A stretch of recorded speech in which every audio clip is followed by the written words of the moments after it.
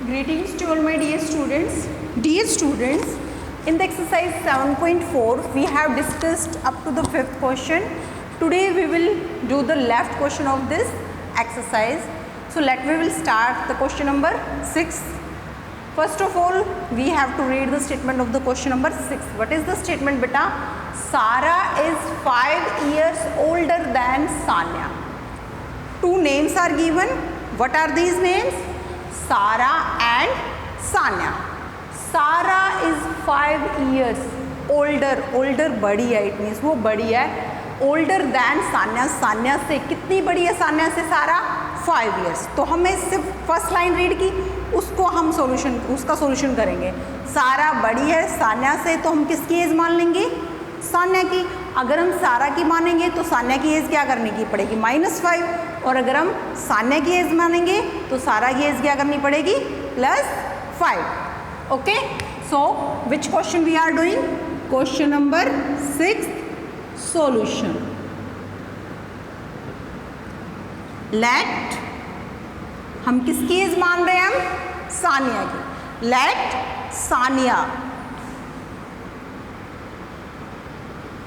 Sania present age is equal to x. कि हमने मान ली कि जो सान्या है उसकी प्रेजेंट फिलहाल जो एज है वो क्या है? x है. अब सारा उससे 5 इयर्स बड़ी है, सो सारा की एज क्या हो जाएगी? Sara present age is equal to x + 5. अगर वो उससे 5 इयर्स बड़ी है तो x + 5. अब आगे पढ़ते हैं, हम स्टेटमेंट रीड करते हैं. If 4 more than 4 times Sanya. अगर सान्या की एज का 4 ज़्यादा कर दे, 4 ऐड कर दे, और 4 टाइम्स, और उसी की एज का अगर हम 4 टाइम्स कर दे. किसकी एज का? सान्या की एज का. सान्या की एज क्या है? x मानी हमने. अगर उसमें उसको हम 4 से मल्टीप्लाई कर दें तो सान्या की प्रेजेंट एज है, और उसमें 4 ऐड कर दें तो इज 3 लेस, तो 3 लेस कर दें और 3 टाइम्स और 3 से ही मल्टीप्लाई कर दें सारा एज, तो वो किसके इक्वल आ जाती है? सारा की एज के. अब अकॉर्डिंग टू क्वेश्चन में क्या गिवन है बेटा? According to question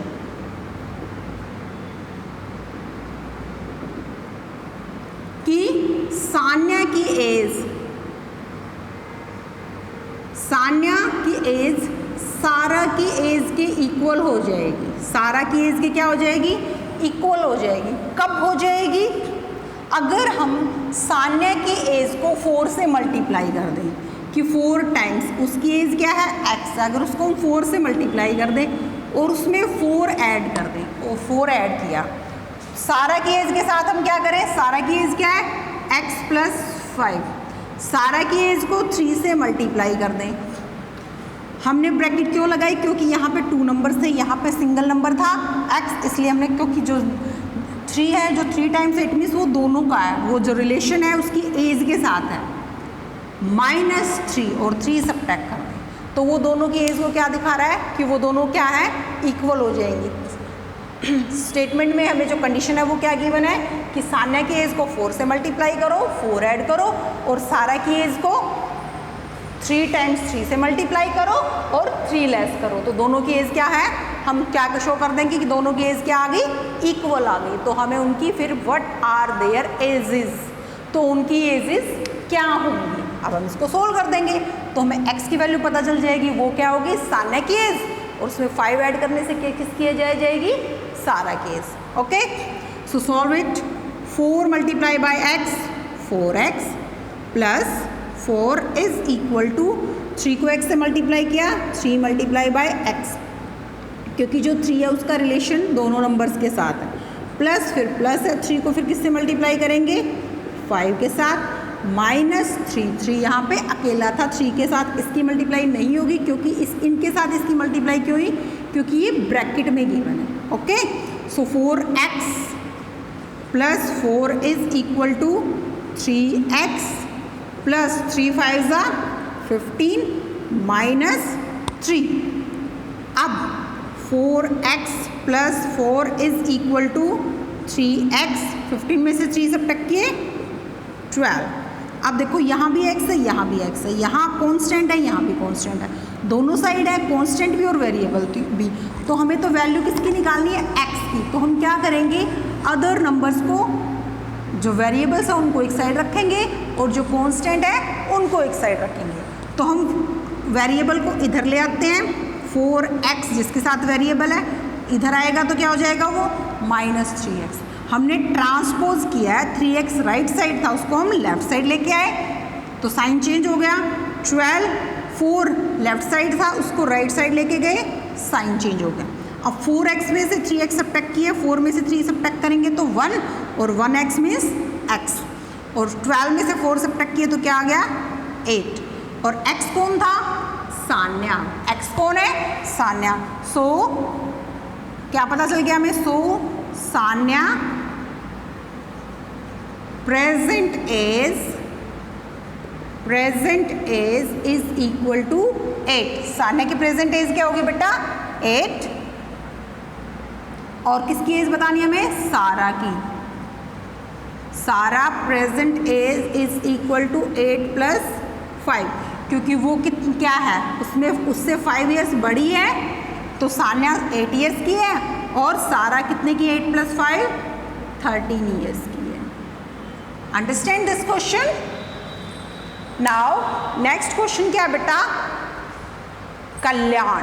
next question में क्या गिवन है हमें, Kalyan's age is 3 times, one name is given Kalyan. Kalyan की एज क्या है, 1/3 हिज मदर एज, कि अपनी मदर की 1/3 है, जितनी एज उसकी मदर की है उससे उसकी 1/3। तो हम पहले इतना ही लिखते हैं, लेट हम किसकी एज मान लेंगे अब यहाँ पे, मदर की, क्योंकि जो कल्याण है उससे वो 3 से, यानी कि जो मदर की एज है उसको 3 से डिवाइड कर देंगे तो किसकी एज आ जाएगी, कल्याण की। अगर हम कल्याण की एज मानेंगे तो मदर की एज क्या हो जाएगी, उससे 3 गुना, उससे उसको 3 से मल्टीप्लाई करना पड़ेगा। तो हम किसी की भी एज मान सकते हैं। Let question number 7, let Kalyan mother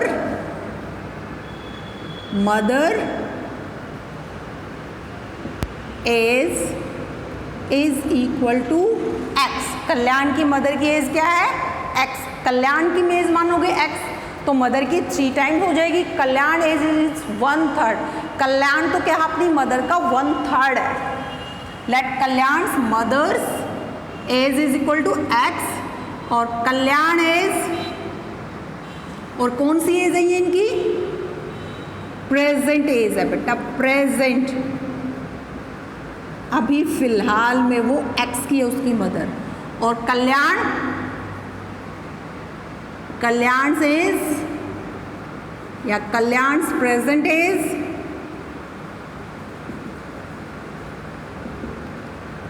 1/3 उसकी मदर का, 1/3 ऑफ मदर, अपनी मदर का क्या है वो 1/3, अपनी मदर की एज का 1/3 ऑफ मीन्स मल्टीप्लाई, और मदर की एज क्या है x, तो क्या आ गया x/3।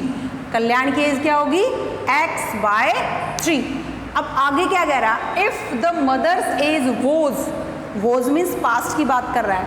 If the mother age was 5 times, कि मदर की एज का 5 times, his age 6 years ago, कि 6 ईयर्स पहले वो अपनी मदर की एज का 5 टाइम्स था। अंडरस्टैंड, इस 6 ईयर्स पहले उसकी मदर उसकी एज से क्या थी 5 times. If the mother age was, की मम्मी की जो एज है वो 5 टाइम्स थी, हिज एज उसकी एज से कब थी 6 ईयर्स एगो, 6 साल पहले, कि 6 ईयर्स पहले जो मदर की एज थी, वो अपने बेटे से 5 टाइम्स थी, वो अपने बेटे से 5 टाइम्स यानी कि 5 गुना ज़्यादा थी। तो हम यहीं पे जो हमने कल्याण की मदर की प्रेजेंट एज मानी, तो 6 ईयर्स एगो कल्याण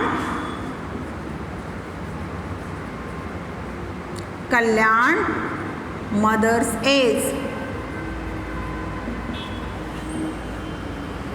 6 साल पहले। अभी फिलहाल अगर वो x की है तो 6 ईयर्स पहले x - 6 कम होगी, और 6 years ago कल्याण की एज क्या हो जाएगी? कल्याण अभी फिलहाल कितना का? x/3 का। तो 6 years बिफोर वो भी क्या था? x/3 - 6। Understand now? अब क्या है, कब है ये एज? 6 years before.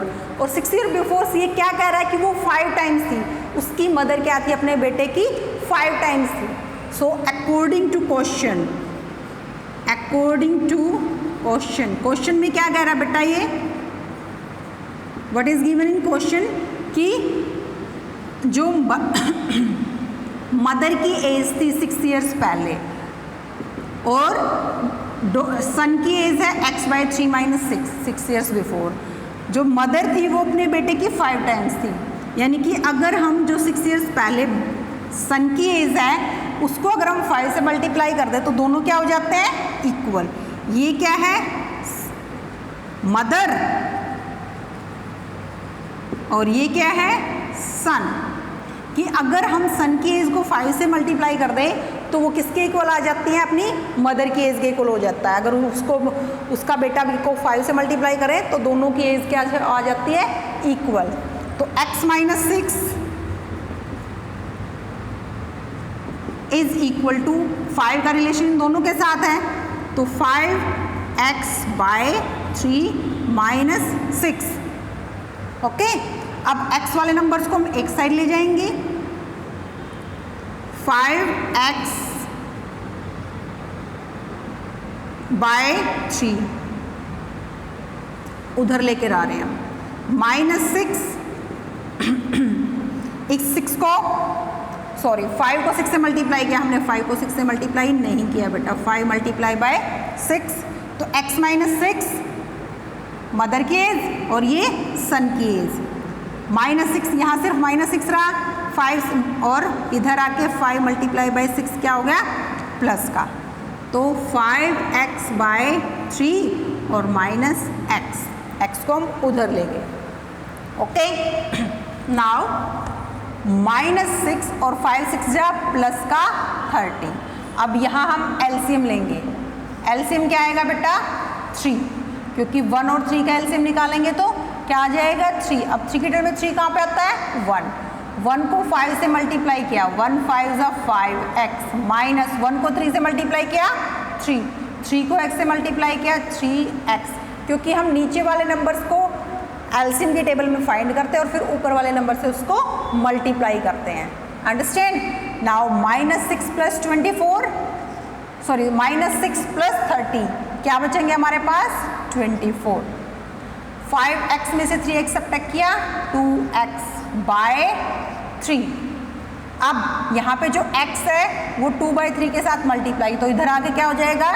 डिवाइड, यानी कि उल्टा हो जाएगा। 3 डिवाइड में है तो मल्टीप्लाई चला जाएगा और 2 मल्टीप्लाई है तो डिवाइड में। x 2 1 = 2, 2 1 = 2, 2 2 = 4। सो x की वैल्यू क्या आ गई बेटा हमारी? x = 12 3 = 36। x की वैल्यू क्या आई? 36। और x हमने किसकी एज को माना है? मदर की एज को। So mother present age is equal to 36 years और कल्याण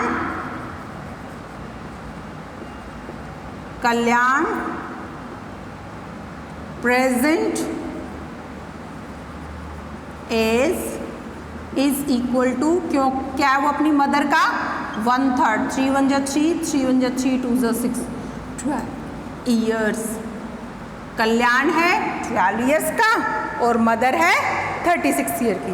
अंडरस्टैंड?